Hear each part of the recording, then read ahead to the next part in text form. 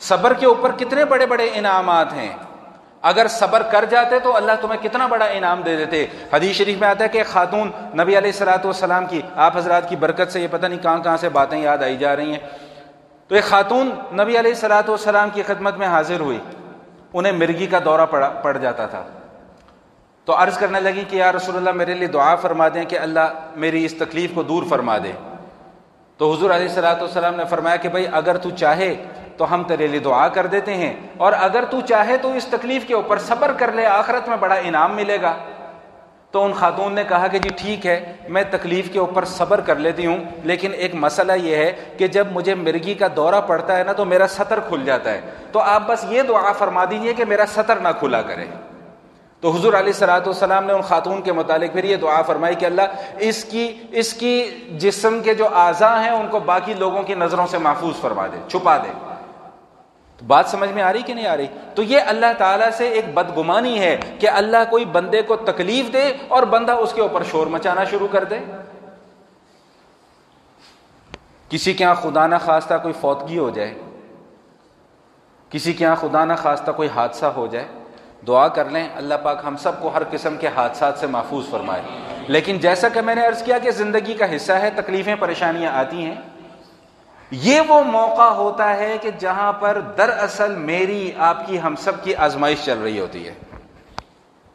خواتین صبر نہیں کر پاتی ہیں بالکل بھی، ایسے ایسے الفاظ اپنی زبان سے ادا کر دیتی ہیں کہ جو نعوذ باللہ ثم نعوذ باللہ انسان کو ایمان کی دہلیز سے نکال کر کفر کی دہلیز پہ لا کر کھڑا کر دیتے ہیں۔ ہم ہی رہ گئے تھے اس تکلیف کے لیے، یہ تکلیفیں ہمارے اوپر ہی آنی تھیں صرف۔ اور یہ میں بڑی معذرت کے ساتھ یہ بات عرض کر دوں کہ یہ کسی ایک گھر کا مسئلہ نہیں ہے، یہ ہر گھر کا مسئلہ ہے۔ بنیادی وجہ کیا ہے کہ تربیت نہیں ہے، سکھایا نہیں گیا کہ بیٹا اگر دنیا کی زندگی میں راحت ہے تو دنیا کی زندگی میں تکلیف بھی ہے۔ اگر یہ سکھایا جاتا، یہ تربیت کی جاتی تو ہماری زبان سے اس قسم کے الفاظ نہ نکلتے۔ یاد رکھیے گا کہ جن الفاظ کو ہم بہت معمولی سمجھتے ہیں، آخرت میں انہی الفاظ کی بنیاد پر پکڑ ہو سکتی ہے۔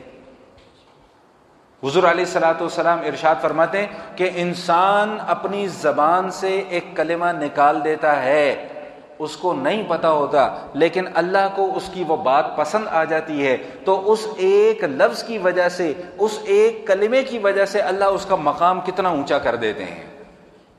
اور فرمایا کہ بالکل اسی طرح انسان اپنی زبان سے ایک کلمہ نکالتا ہے، اس کی سختی کا اس بندے کو اندازہ نہیں ہوتا، لیکن اس کلمے کی وجہ سے اللہ تعالیٰ اسے پستیوں میں اور گہرائیوں میں گرا دیتے ہیں، صرف ایک جملے کی وجہ سے۔ اسی لیے سیانے جو ہیں نا، سیانے وہ بڑی اچھی اچھی باتیں کر گئے ہیں، ہمیں سیانوں کی باتیں سمجھ میں نہیں آتی ہیں، جب زندگی کے تجربات میں سے گزرتے ہیں پھر جا کر سمجھ میں آتی ہیں۔ وہ کیا ایک بڑی مشہور کہاوت ہے کہ پہلے تولو، بولو بھائی، پھر بولو، پہلے تولو پھر بولو۔